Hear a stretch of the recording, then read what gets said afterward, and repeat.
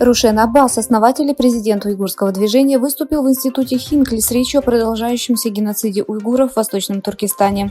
Аббас начал свое выступление, заявив, что основа свободы находится под угрозой, поскольку китайский режим пытается уничтожить уйгурскую культуру.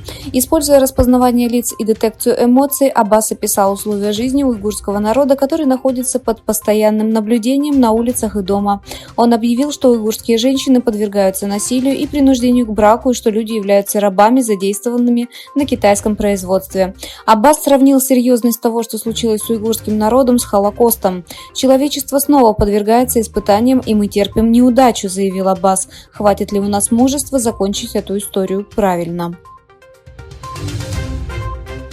Китайские власти планируют построить новый аэропорт Санцзи в зоне экономического и технологического развития Восточного Джунгара, чтобы решить проблему воздушного и наземного движения между Восточным Туркестаном и китайскими провинциями.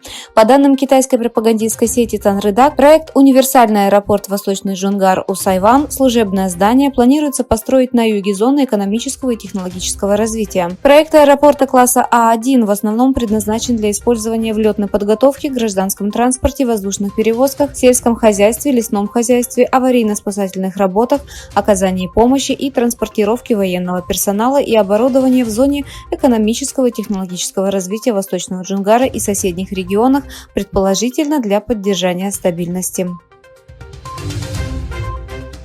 Во время своего визита в Китай комиссар Европейского союза по торговле Валдис Домбровскис заявил, что Европейский союз будет более настойчивым в защите своих интересов от Китая и установлении честной конкуренции. Визит Домбровскиса проходит во время торговой напряженности между ЕС и Китаем, особенно усилившейся из-за электромобилей.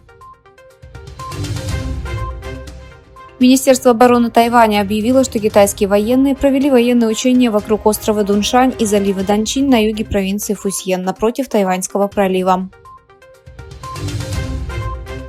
На ярмарке, проходящей в Инчуане, Нинсяхуэйского автономного района Китая, между Пекином и арабскими государствами подписали инвестиционные и торговые соглашения на сумму $23,4 миллиарда. Подписано более 400 проектов экономического и торгового сотрудничества в сферах сельского хозяйства, торговли, энергетики, технологий и зеленой трансформации.